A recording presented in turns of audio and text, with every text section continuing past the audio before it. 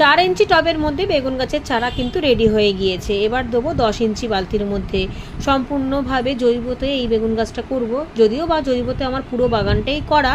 Kitchen compost এবং গোবর সার মিশিয়ে বালতির মধ্যে ভরাট করে দিয়েছি। আর যেহেতু বেগুন গাছ একটু বেশি খাবার পছন্দ করে, তাই এর মধ্যে কিন্তু 12 দিন পরেই খাবার দেওয়া শুরু করে দেবো।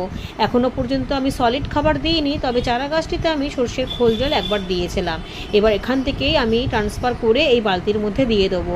এই ছোট ছোট 4 ইঞ্চি টবগুলো কিন্তু খুবই কাজের।